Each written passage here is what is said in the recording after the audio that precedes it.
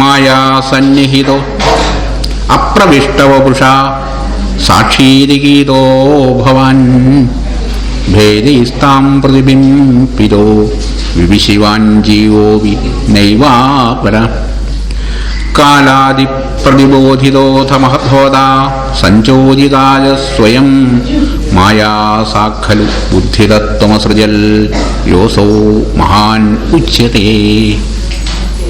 സൃഷ്ടി ഒന്നായിട്ടില്ലേ ഇവിടെ തുടങ്ങാൻ പോകണം. ആദ്യം സൃഷ്ടി തുടങ്ങണം. എല്ലാം സൃഷ്ടി എങ്ങനെയാണ്? ശബ്ദം നമ്മൾ പുറപ്പെടുവിക്കുന്നില്ലേ? ഈ ശബ്ദം എവിടുന്നാ വരുന്നത്? ശബ്ദം എവിടുന്നാ വരുന്നത്? ശരീരത്തിൻ്റെ ഉള്ളിൽ നിന്നാണ്. ഈ ശരീരത്തിൻ്റെ ഉള്ളിൽ നിന്ന് ശബ്ദം ഉണ്ടാവണമെങ്കിൽ ആ ശബ്ദം സൂക്ഷ്മരൂപത്തിൽ അവിടെ ഉണ്ടാവണ്ടേ? അപ്പം അങ്ങനെയാണല്ലോ പറഞ്ഞേ, ഇല്ലാത്തതിൽ നിന്നൊന്നും ഉണ്ടാവില്ല എന്ന്. അപ്പം ആകാശം ശബ്ദം ഉണ്ടാവണമെങ്കിൽ ആകാശത്തിൽ ആ ശബ്ദം സൈലന്റ് ആയിട്ടിരിക്കണ്ടേ?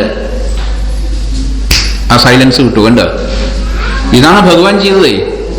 ഈ ക്ഷണാഖ്യം ഭഗവാന്റെ പ്രേരണ ഇതാണ്ടായതെന്ന്. ഇപ്പം എന്താ എൻ്റെ പ്രേരണയിലൂടെ ശബ്ദം ഉണ്ടായി കണ്ടോ? കാരണം എന്താ? ആ ശബ്ദം അവിടെ സൈലന്റ് ആണ്,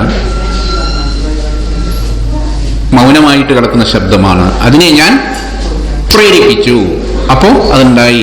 പ്രേരണ കഴിഞ്ഞപ്പോൾ അത് എവിടെ പോയി? ഇല്ലാതെ. അപ്പോൾ ഉള്ള വസ്തു ഞാൻ ഉണ്ടാവുന്നത്. ഇവിടെ ശബ്ദം തീരെ ഇല്ലെങ്കിൽ എനിക്ക് ശബ്ദം പുറപ്പെടുവിക്കാൻ പറ്റില്ല. അല്ല, അതുമായി എൻ്റെ ഉള്ളിൽ ശബ്ദമില്ലെങ്കിൽ ശബ്ദത്തെ പുറപ്പെടുവിക്കാൻ പറ്റില്ല. നമ്മളെ ഈ അകാരം ഈ എന്ന് പറയുന്ന അക്ഷരങ്ങളുണ്ടല്ലോ, ആ എല്ലാ അക്ഷരങ്ങളും എവിടെ സ്ഥിതി ചെയ്യുന്നുണ്ട്? നമ്മുടെ ശരീരത്തിൽ 6 ചക്രങ്ങളിലായിട്ട് സ്ഥിതി ചെയ്യുന്നുണ്ട്. മനസ്സിലാക്കിക്കോളൂ. എല്ലാ അക്ഷരങ്ങളും നമ്മുടെ 6 ചക്രങ്ങളിലായിട്ട് സ്ഥിതി ചെയ്യുന്നുണ്ട്. അവിടെ നിന്നാണ് നമ്മൾ സംസാരിക്കുമ്പോൾ ഈ ശബ്ദങ്ങൾ പുറത്തു വരുന്നത്.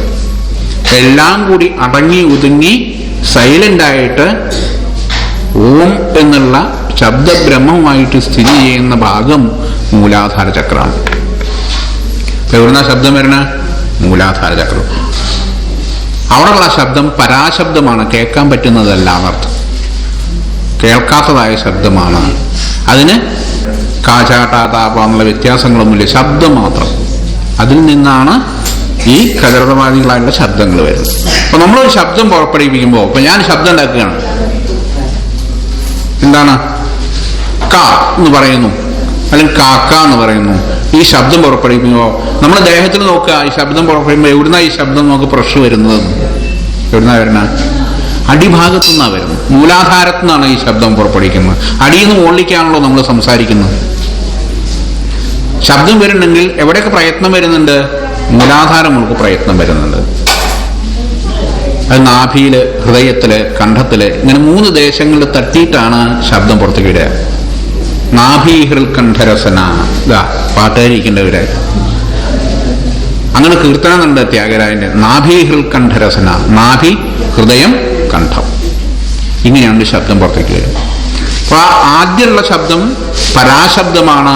അതിന് വ്യക്തിഭാവമില്ല, അത് വളരെ സൈലന്റാണ്, അത് മൗനമായിരിക്കുന്ന ശബ്ദമാണ്. ആ മൗനമായിരിക്കുന്ന ശബ്ദം ശരീരത്തിൽ മൂലാധാരത്തിൽ സ്ഥിതി ചെയ്യുന്നു. അവിടെ വായു പ്രവർത്തിക്കുമ്പോൾ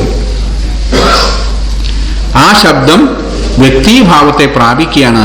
അത് അവിടെ നിന്ന് ഉയർന്ന് നാഭിദേശത്തുള്ള മണിപൂരക ചക്രത്തിൽ വരുന്നു. അവിടെ ഇതിന് പറയുന്ന പേരെന്താ അറിയാ? ശബ്ദത്തിന് എന്താണ്? പശ്യന്തി എന്ന പേര് പറയാം.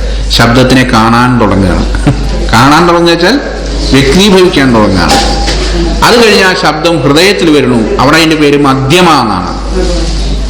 കേൾക്കുന്നതിനും സൂക്ഷ്മ ശബ്ദത്തിനും മധ്യത്തിലുള്ളത്, അതാണ് മധ്യമ. പിന്നത് തൊണ്ടയിൽ വരുന്നു. അപ്പൊ അതിന് വൈഖരി എന്ന പേര് പറയാം. ഖരമായിരിക്കുന്ന ശബ്ദമാണ്. അതാണ് നമ്മൾ പുറപ്പെടുവിക്കുന്ന ശബ്ദം. ഖരമായിരിക്കുന്ന ശബ്ദം വൈഖരി. വൈഖരി, മധ്യമ, പശ്യന്തി.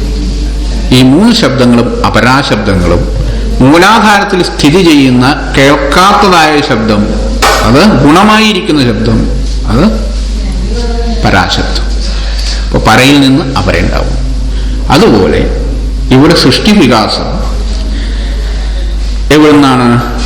പരമായിരിക്കുന്ന അവസ്ഥയിൽ നിന്ന് അപരയായിട്ട് സൃഷ്ടി ഓരോന്നായിട്ടുണ്ടാവണം. ഇതുപോലെയാണ് ഗർഭാധാനം ചെയ്തു കഴിഞ്ഞാൽ ഗർഭത്തിലുള്ള ആ ഭ്രൂണം, ഗർഭസ്ഥ ശിശു, അത് വളർന്ന് ഓരോരോ മാസങ്ങൾ വളർച്ചയിൽ 10-ാം മാസം ഒരു കുട്ടിയായിട്ട് തീരുന്നു. അതുപോലെയാണ് പ്രപഞ്ചത്തിന്റെ സൃഷ്ടി എന്ന് പറയുന്നത്. മനസ്സിലാക്കണം. അപ്പൊ ഈ തത്വങ്ങൾ എവിടെയും വ്യത്യാസമില്ലേ, ഒരേ പ്രിൻസിപ്പിളാണ്. അതിൻ്റെ വിവിധമായിട്ടുള്ള ഭാവഭേദങ്ങളാണ് ഓരോന്നുള്ളത്. ഇപ്പൊ ഗർഭത്തിലുള്ള സൃഷ്ടി, ശബ്ദത്തിന്റെ സൃഷ്ടി, പ്രപഞ്ചത്തിന്റെ സൃഷ്ടി, ഇതെല്ലാം ഉൾക്കൊള്ളുന്ന തത്വം ഒന്നാണ്. വിവിധ ഭാവങ്ങളാണ്. കാരണം വിവിധങ്ങളായിട്ടുള്ള സൃഷ്ടികളാണ്. ഒന്ന് ശബ്ദ സൃഷ്ടിയാണ്, ഒന്നൊരു മനുഷ്യ സൃഷ്ടിയാണ്, മറ്റേത് പ്രപഞ്ച സൃഷ്ടിയാണ്.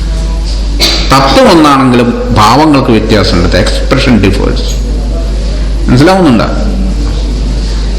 ആ മാറ്റമാണ് ഉള്ളത് എന്നാണ് പറയുന്നത്. അപ്പോ ഇവിടെ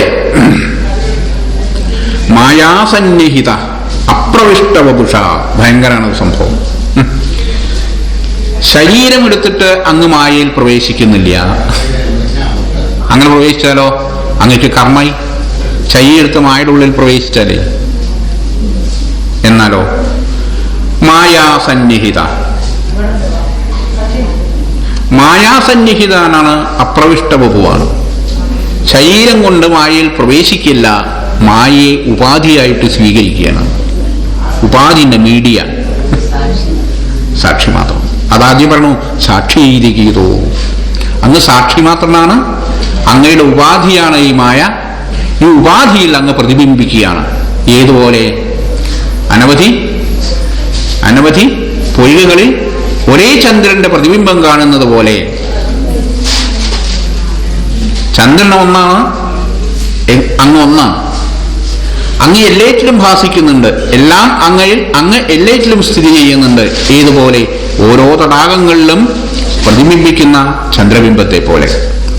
പക്ഷെ ആ ചന്ദ്രബിംബം ഓരോ തടാകത്തിനും വ്യത്യസ്തങ്ങളാണ്.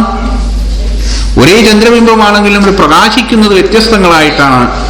ഒരു തടാകത്തിൽ ചന്ദ്രൻ ചലിക്കുന്നുണ്ട്, വേറൊരു തടാകത്തിൽ ചന്ദ്രൻ മലിനനാണ്, വേറൊരു തടാകത്തിൽ ചന്ദ്രൻ ശുഭ്രമാണ്. എന്തുകൊണ്ടാണ് ഒരു തടാകത്തിൽ ചന്ദ്രൻ ചലിക്കുന്നത്? ആ തടാകത്തിലെ വെള്ളം ചലിക്കുമ്പോൾ ആ ചന്ദ്രനും അതോടുകൂടി ചലിക്കുന്നതായിട്ട് നമുക്ക് തോന്നും. വേറൊരു തടാകത്തിൽ ശുഭ്രമാണ്, അവിടെ നല്ല തെളിഞ്ഞ് എങ്ങനെയാണോ അതുപോലെ തന്നെ കാണുന്നുണ്ട്. വേറൊരു തടാകത്തിൽ എങ്ങനെയാണ്? ചന്ദ്രൻ മലിനമാണ്, കാരണം അതിലത്തെ ജലം മലിനമാണ്. അപ്പൊ ഏത് ഉപാധിയിൽ കൂടെ, ഏത് മീഡിയത്തിൽ കൂടെയാണോ ഇത് എക്സ്പ്രസ് ചെയ്യുന്നത്, പ്രകാശിപ്പിക്കുന്നത്, ആ രൂപത്തിലാണ് അതിൻ്റെ സൃഷ്ടി. എന്താ ഈ 3 തടാകങ്ങൾ തമ്മിലുള്ള വ്യത്യാസം? മലിനമായിരിക്കുന്ന തടാകം, ഇളകിക്കൊണ്ടിരിക്കുന്ന തടാകം, ശുഭ്രമായിരിക്കുന്ന തടാകം. ഇനി നിങ്ങൾ പറയാം.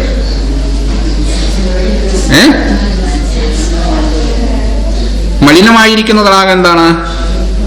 തമസ്സാണ്. ഇളകിക്കൊണ്ടിരിക്കുന്ന തടാകം രജസ്സാണ്. ശുഭ്രമായിരിക്കുന്ന തടാകം സത്വം. അപ്പൊ ഈ മായ സത്വരജസ്തമോ ഗുണങ്ങളിൽ ഏതിനോടുകൂടി ചേർന്നിട്ടാണോ ആ രൂപത്തിലാണ് ആ സൃഷ്ടി വരുന്നത്. ആ രൂപത്തിൽ തന്നെയാണ് എൻ്റെ പ്രതിഫലനം അതിൽ ഉണ്ടാവുന്നതും. അതാ ഞാൻ പറഞ്ഞേ, താമസികമായിട്ടൊരു വ്യക്തിയില് ഈശ്വരഭാവം പ്രകാശിക്കില്ല. സാത്വികമായിട്ടുള്ള മനസ്സിലാണ് ഈശ്വരഭാവം പ്രതിഫലിക്കുന്നത്. മറ്റേത് പ്രതിഫലിക്കുന്നുണ്ടെങ്കിൽ തന്നെ അത് എന്താണ്? ചന്ദ്രോ മലിന, മാലിന്യത്തോടു കൂടിയിട്ടുള്ള പ്രകാശമാണ്. അല്ലെങ്കിൽ ഇളകിക്കൊണ്ടിരിക്കുന്ന പ്രകാശമാണ് രാജസമാവുമ്പോൾ. സാത്വികത്തിലാണത് എങ്ങനെയാണോ അങ്ങനെ തന്നെ പ്രതിബിംബിക്കുന്നത്.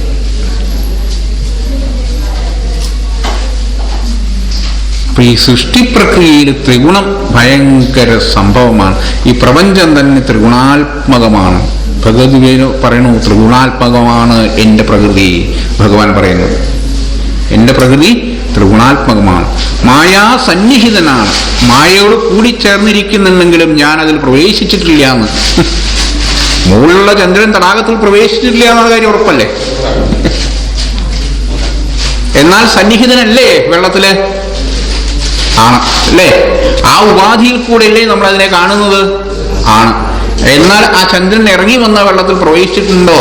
ഇല്ല.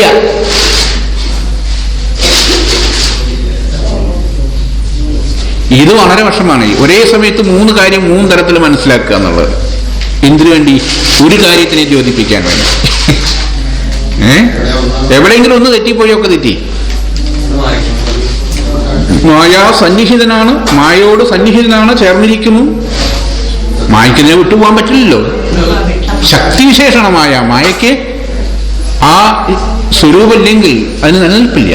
ആത്മാവില്ലെങ്കിൽ ശക്തി നിലനിൽക്കില്ല. അപ്പൊ സന്നിഹിതനാണ്. അപ്രവിഷ്ട ബഹുഷു, മായയിൽ പ്രവേശിച്ചതല്ല, പ്രതിബിംബിച്ചതാണ്. മായ ഉപാധി മാത്രമാണ്. സാക്ഷീരിഗീതോ, സാക്ഷിയ, സർവസാക്ഷിയാണ്. പണ്ട് പറഞ്ഞത് ഓർമ്മയുണ്ടല്ലോ, രണ്ട് പക്ഷികളുടെ കഥ. ഒരു മരക്കൊമ്പിൽ നിന്ന് രണ്ട് പക്ഷികളിരിക്കുന്നുണ്ട്. ഒന്ന് അതിന്റെ ഫലത്തിനെ കൊത്തി തിന്നുന്നു, മറ്റത് നോക്കിക്കാണുന്നു. നോക്കിക്കാണുന്നത് സാക്ഷി മാത്രമാണ്. കർമ്മം ചെയ്യുന്നതോ കൊത്തി തിന്നുന്നതാണ്.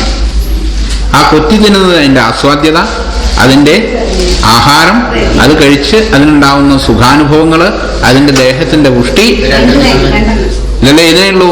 കൊത്തി തിന്നുന്നതിനേ. നോക്കിയിരിക്കുന്നതിനോ ഒന്നുമില്ല. ആ നോക്കിയിരിക്കുന്നത് പരമാത്മാവാണ് എന്നാണ് അവിടെ ദ്യോതിപ്പിക്കുന്നത്. കൊത്തി തിന്നുന്നത് ജീവാത്മാവ്. ഈ ജീവാത്മാവ് പരമാത്മാവ് തന്നെയാണ് ജീവരൂപത്തിൽ ഓരോന്നിലും സ്ഥിതി ചെയ്ത് കർമ്മം ചെയ്യുന്നത്. നമ്മൾ ഓരോരുത്തരും അതിൻ്റെ അംശങ്ങളാണ്. അതിൽ നിന്നുണ്ടായിട്ടുള്ള സൃഷ്ടി അത് തന്നെയല്ലേ? എന്താ സംശയിക്കാനുള്ളതിൽ? വളരെ എളുപ്പമല്ലേ ഇത് മനസ്സിലാക്കാൻ.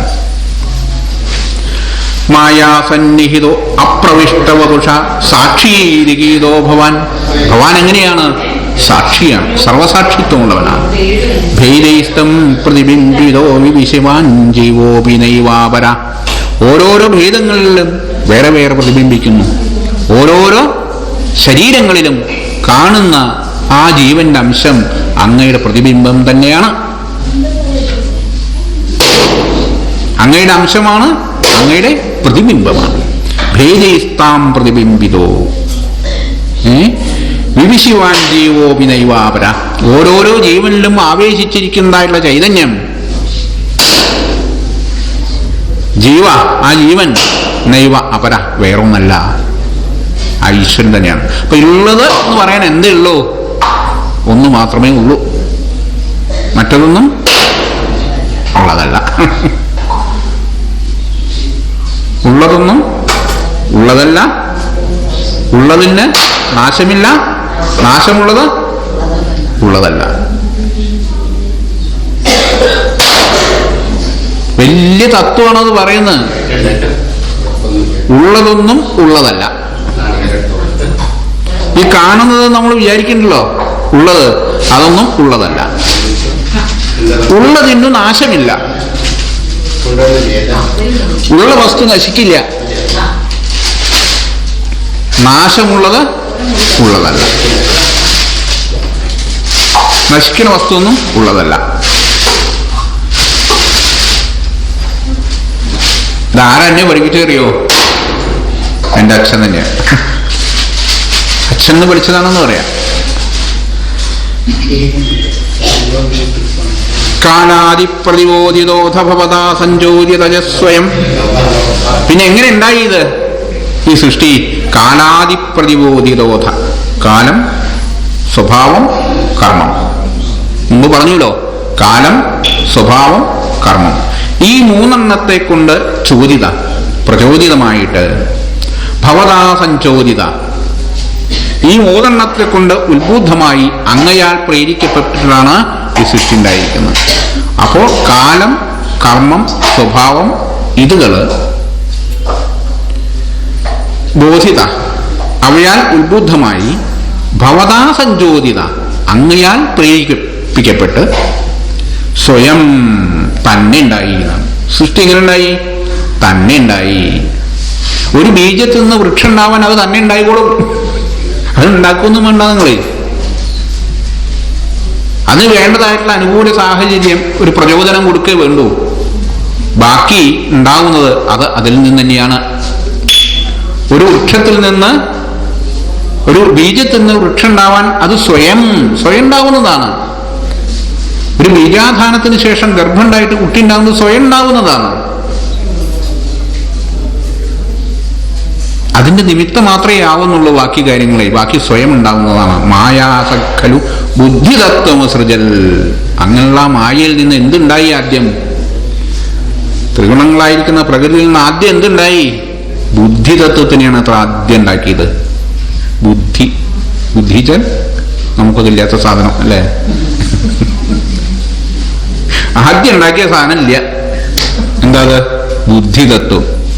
ബുദ്ധിച്ചൻ ബോധം. ബോധം വെച്ചാൽ എന്താണ്? അറിവ്. ബുദ്ധിജ്ഞാനം എന്നാണ് പറയാ. ബുദ്ധിച്ചൻ അറിവാണ് ബുദ്ധി, ജ്ഞാനമാണ് ബുദ്ധി. ഈ ജ്ഞാനം എന്ന് വെച്ചാലോ ആത്മവിഷയമായിരിക്കുന്ന വിഷയങ്ങളെ അറിയലാണ് കേട്ടോ ശരിക്കും നമ്മൾ ജ്ഞാനം എന്നുള്ളത് ഉദ്ദേശിക്കുന്നത്. വേണ്ട ഭൗതിക വിഷയങ്ങൾ പുസ്തകത്ത് പഠിച്ച് കുട്ടി നല്ല ബുദ്ധിയുണ്ട് കേട്ടോ എന്ന് പറയുന്നതല്ല. 10ാം ക്ലാസ്സിൽ നല്ല മാർക്ക് കിട്ടി, നല്ല ബുദ്ധിയുണ്ട് അല്ലേ? ബുദ്ധിയുടെ മാനദണ്ഡമാണ് മാർക്ക്. അതാണ് കാലം. അപ്പൊ അതല്ല, ആദ്യം എന്തുണ്ടായി സൃഷ്ടിയിൽ? അവ്യക്തത്തിൽ നിന്ന്. അപ്പൊ അവ്യക്തമാണല്ലോ പറഞ്ഞേ. അവ്യക്തമായിരിക്കുന്ന അവസ്ഥയിൽ നിന്ന് അങ്ങയുടെ പ്രേരണയാൽ, ചോദനയാൽ, ഈക്ഷണത്താൽ മായ സ്വയം ഉത്ബുദ്ധമാവാൻ തുടങ്ങി. അത് ഉത്ബുദ്ധമാവാൻ കാലത്തിൻ്റെയും സ്വഭാവത്തിൻ്റെയും കർമ്മത്തിൻ്റെയും പ്രവൃത്തിയാണ്. അത് അതിൽ നിന്ന് തന്നെ ഉണ്ടായപ്പോൾ ആദ്യമുണ്ടായത് എന്താണ്? ആദ്യ സൃഷ്ടി വികാസത്തിലുള്ള ആദ്യത്തെ അവസ്ഥ, ഫസ്റ്റ് സ്റ്റേജ് എന്തുണ്ടായി? ബുദ്ധിതത്വമാണ്. അത് മഹത് എന്ന് പറയും. നമ്മൾ എന്താ പേര് പറയാം? മഹത്തത്വം. അസൗ മഹാനുച്യതേ. ആ ബുദ്ധിതത്വത്തിന് നമ്മൾ എന്ത് പറയുന്നു? മഹാൻ, മഹത്ത് എന്ന് പറയുന്നു. പ്രപഞ്ച സൃഷ്ടിയിലും അങ്ങനെ തന്നെയാണ്, മനുഷ്യ സൃഷ്ടിയിലും അങ്ങനെ തന്നെയാണ്. അപ്പൊ ഗർഭാധാനത്തിന് ശേഷം ശുക്ല ശൂനിതങ്ങളുടെ ചേർച്ചയിൽ ഒരു ഗർഭത്തിൽ ആദ്യം ആ ഗർഭം കലലമായി ഒരു കോഴിമുട്ടയുടെ ഉള്ളിലെ വെള്ള പോലെയാണ് കിടക്കുക എന്നർത്ഥം. എന്നിട്ട് അത് ഘനീഭവിച്ച് കട്ടിയാവുക ചെയ്യുക. ആ സമയത്തും അതിലെന്തുണ്ട്? ഒരു ബോധം അതിൽ കിടക്കുന്നുണ്ട്. അത് മനസ്സിലാക്കണം. ആ ബോധമാണ് അതിൽ ആദ്യം ഉണ്ടാവുന്നതെന്നാണ് പറയുന്നത്. അതിന്റെ വികാസക്രമത്തിൽ ആദ്യം ഉണ്ടാവുന്നതിന്റെ ബോധമാണ് കോൺഷ്യസ്നസ്. ആ ഗർഭത്തിനെ നമ്മൾ പീഡിപ്പിക്കുകയാണെങ്കിൽ ആ കോൺഷ്യസ്നസ് അവിടെ വർക്ക് ചെയ്യുന്ന പറഞ്ഞു. ആ ഗർഭത്തിന്റെ ഉള്ളിലുള്ള ബോധം ഉണ്ടല്ലോ, അത് വർക്ക് ചെയ്യും. അത് റെസിസ്റ്റ് ചെയ്യും, അതിനെ ചെറുക്കും. എന്താ വെച്ചാൽ അത് മരിക്കാൻ ഉദ്ദേശിക്കുന്നില്ല, ജീവിക്കാനും ജീവിക്കാനും വേണ്ടിയിട്ടാണ് അതിൽ വന്നിരിക്കുന്നത്. It doesn't want to die. അത് മരിക്കാൻ ഉദ്ദേശിക്കുന്നില്ല, അതതിനെ റെസിസ്റ്റ് ചെയ്യും.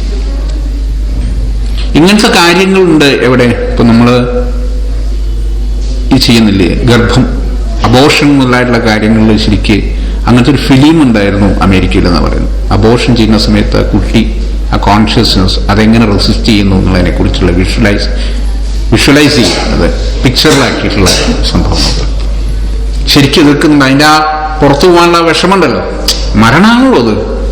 നമ്മളെ പോലെ ബോധാവസ്ഥയിലല്ലെങ്കിൽ അതിൻ്റെ ബോധാവസ്ഥയിൽ അതിനൊരു ബോധമുണ്ട്. ആ ബോധമണ്ഡലത്തിൽ അത് മരിക്കാൻ ഉദ്ദേശിക്കുന്നില്ല എന്നുള്ളതാണ്. അപ്പൊ ആദ്യം ഉദിക്കുന്നത് എന്താണ്? ഗർഭത്തിലായാലും വിശ്വത്തിലായാലും സൃഷ്ടിയുടെ ആദ്യ പ്രക്രിയയിൽ ഉണ്ടാവുന്നത് അവ്യക്തത്തിൽ നിന്നുണ്ടാവുന്നു മഹത്തത്വം അഥവാ ബുദ്ധിതത്വം. അതിനുശേഷമാണ് നമുക്ക് അഹങ്കാരം കാര്യങ്ങളൊക്കെ ഉണ്ടാവുന്നത്. ആദ്യം ഉണ്ടാവുന്നത് ബുദ്ധിതത്വമാണ്. മായാസാഖലു ബുദ്ധിതത്വമസൃജൽ. ആ മായ ആകട്ടെ ആദ്യം ബുദ്ധിതത്വത്തിനെ സൃഷ്ടിച്ചു. അസൗ മഹാനുച്യതേ, അതിൻ്റെ പേരാണ് മഹത്തത്വം. നമ്മളുടെ അനുഭവത്തിലും നമ്മൾ മനസ്സിലാക്കിയത് ഈ നാരായണി എന്നൊക്കെ പറഞ്ഞാൽ നേപ്പത്തൂർ നാരായണ ഭട്ടതിരി ഗുരുവായൂരപ്പനെ പറ്റിയിട്ട് കുറെ സ്തുതിച്ചു. 1036 ശ്ലോകം എഴുതിയെന്ന്. ഇതെളുപ്പമല്ല, ഒരു കാര്യം എളുപ്പമല്ല. അതിൻ്റെ ഉള്ളിലേക്കൊന്നും പോവാണ്ട് ഇതിൻ്റെ ഒരു അർത്ഥം പറഞ്ഞുതരാം. ഒരു വിഷമമില്ല. അവിടെ നിന്നാ പോരാ. നമ്മൾ വെറുതെ ഈ പറഞ്ഞ് കാലം കളയരുത്. എല്ലാം അറിവോടുകൂടി മനസ്സിലാക്കുക. കൂടുതൽ നമ്മുടെ ശാസ്ത്രങ്ങളെ, ഭാരതീയ ശാസ്ത്രങ്ങളെ, നമ്മുടെ സംസ്കാരത്തിനെ, നമ്മുടെ ദൈവീകതയെ, ഇതെല്ലാം കൂടുതൽ ആഴത്തിൽ അറിഞ്ഞ് മനസ്സിലാക്കുക. അതിൽ വിശ്വാസങ്ങളും അന്ധവിശ്വാസങ്ങളും ഉണ്ട്. വിശ്വാസങ്ങൾ അന്ധവിശ്വാസങ്ങളായിട്ടും അന്ധവിശ്വാസങ്ങൾ വിശ്വാസങ്ങളായിട്ടും മാറിക്കൊണ്ടിരിക്കുക. എന്താ നിങ്ങൾക്ക് പറയാനുള്ളത്? അതിൽ തത്വം എന്താണ്? ഇതിലൊന്നും വെറുതെ പറയില്ല. വെറുതെ പറയുന്നൊരു വിഷയമില്ല. വെറുതെ എന്നൊന്നുമില്ല. വെറുതെ ക്ഷേത്രം ഉണ്ടാക്കിയിട്ടില്ല. എന്തിനു വേണ്ടിയിട്ടാണ്? ഭക്തന്മാർക്ക് വേണ്ടിയിട്ടാണ്. ആ ഭക്തന്മാരെല്ലാം ജ്ഞാനികളൊന്നുമല്ല, സാധാരണ ആൾക്കാർ. ആർത്തന്മാർ ചെല്ലുന്നില്ലേ അമ്പലത്തിലേക്ക്? അല്ലേ? ആർത്തന്മാരും വിഷണ്ണന്മാരും. ആർത്താ വിഷണ്ണ ശിഥിലാശ്ച ഭീതാ ഘോരേഷു വ്യാധിഷു വർത്തമാന. ഘോരങ്ങളായിട്ടുള്ള വ്യാധികളിൽ വർത്തിക്കുന്നവരും ആർത്തന്മാരും വിഷണ്ണന്മാരും ഭീതന്മാരും എല്ലാം നിങ്ങളുടെ ആൾക്കാരാണ്. ആരെ പ്രാപിക്കുന്നത്? വേറെ ശരണമില്ലാത്തത് കൊണ്ടാണ്. നമുക്ക് വേറെ എവിടെയാണ് ശരണം? ഒരു വിഷമം വരുമ്പോഴാണ് അറിയുന്നത് വേറെ ശരണമില്ല. ഏതുള്ളൂ? ഭഗവാനേ ഉള്ളൂ. എന്തിന്?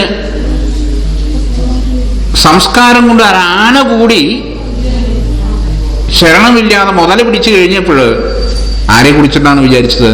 ഭഗവാനെ കുറിച്ച്. അപ്പോഴാണ് നമുക്ക് മനസ്സിലാവുക ശരിക്കും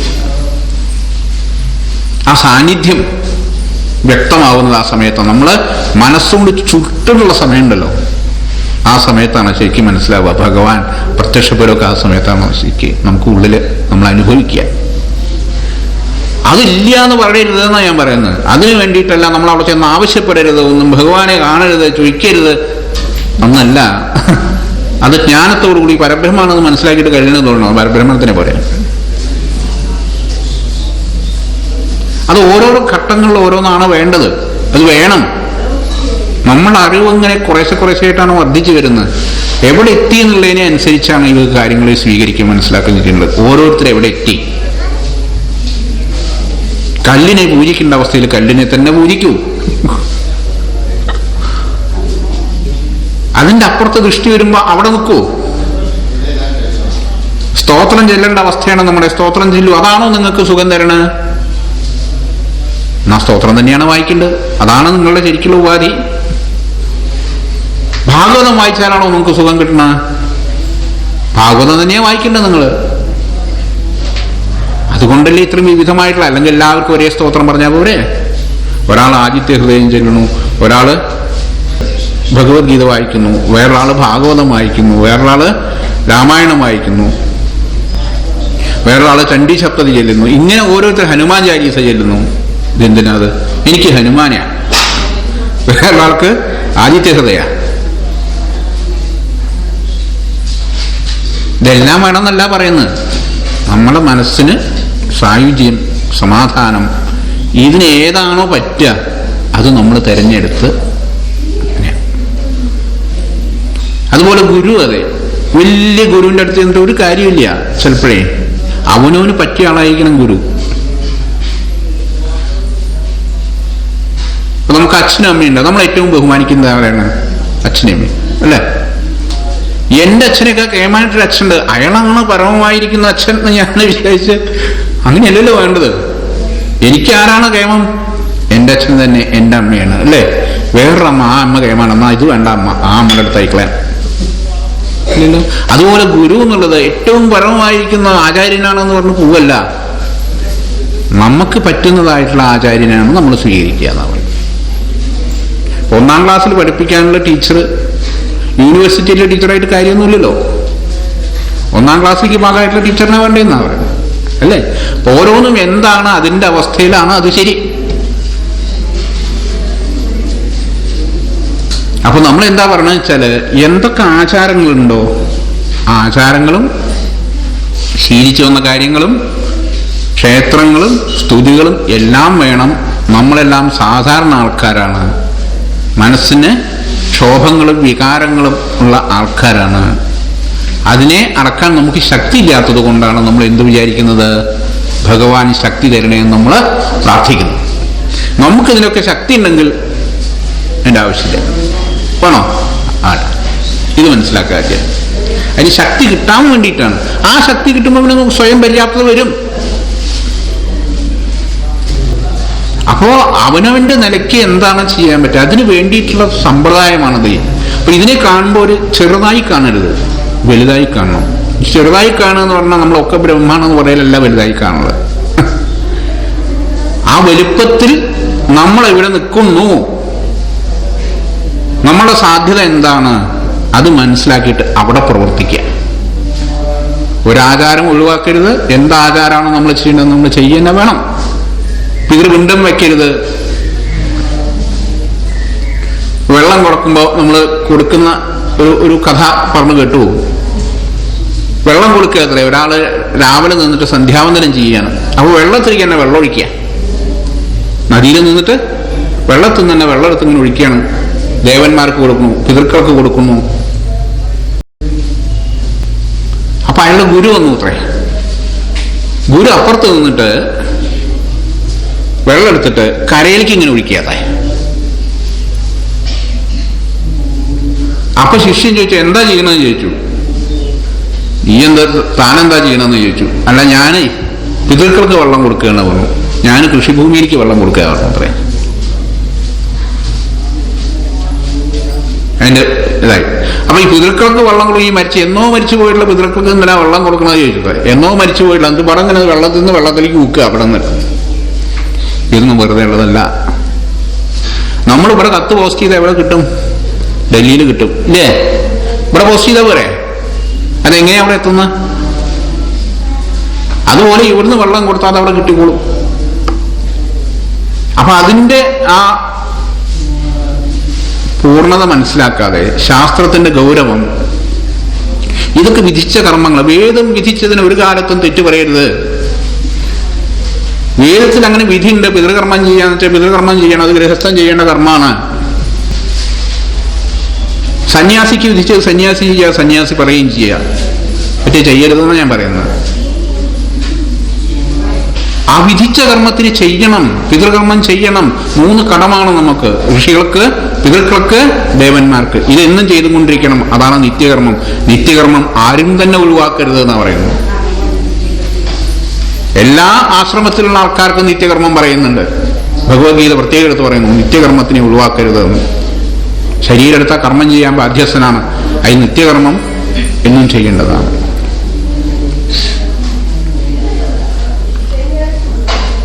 അപ്പൊ ഇങ്ങനത്തെ അന്ധവിശ്വാസങ്ങളും തെറ്റിദ്ധാരണകളും ഉണ്ടാവാതിരിക്കണം എന്നാണ് പറയുന്നത്. അപ്പൊ എന്താ ഇത് ചെറിയൊരു വിഷയമൊന്നുമല്ല നാരായണീയം. അപ്പൊ നമ്മൾ അന്ന് കണ്ട പോലെ കുറച്ച് ശ്ലോകങ്ങളാണ്, കുറച്ചുകൂടി എളുപ്പമാവും ഭഗവത്ഗീതയൊക്കെ വിചാരിച്ചിട്ടാണല്ലോ നമ്മൾ പുറപ്പെട്ടത് അല്ലേ? പക്ഷെ അതിൻ്റെ ഗഹനം ആയിട്ടുള്ള വിഷയം നമ്മൾ മനസ്സിലാക്കിയിട്ട്, ഇത്രയും ഗഹനമാണത്, എനിക്ക് പറ്റില്ല എന്നല്ല, എന്തായി പറ്റില്ല, പറ്റണം എന്ന് വിചാരിച്ചാൽ പറ്റും. എനിക്ക് പറ്റുമെന്ന് ആദ്യം മനസ്സിലാക്കുക. പറ്റാത്തത് എന്താണ്? പറ്റുമെന്ന് മനസ്സിലാക്കിയാൽ പറ്റും, അത്ര തന്നെ ഉള്ളൂ. പറ്റില്ല എന്ന് മനസ്സിലാക്കുന്നിടത്തോളം കാലം ഒന്നും പറ്റില്ല. അങ്ങനെയാണല്ലോ. അപ്പോ ഇങ്ങനെയാണ് ഇത്രയും ഈ കാര്യങ്ങളൊക്കെ അറിഞ്ഞും കൊണ്ട് നമ്മളുടെ ലെവലിൽ നമ്മൾ ചെയ്യും. പൂജയായാലും ഹോമായാലും കാര്യങ്ങളായാലും ഈശ്വര വിചാരം. അപ്പോൾ എന്താണ്, നമുക്ക് ലൗകികത്തിലും തെറ്റിപ്പോവില്ല, ആധ്യാത്മികത്തിലും. മറ്റേ രണ്ടിൻ്റെ ഇടയിലാവും, തൃശങ്കൂലാവും. മനുഷ്യൻ തൃശങ്കൂലായി പോകരുത്.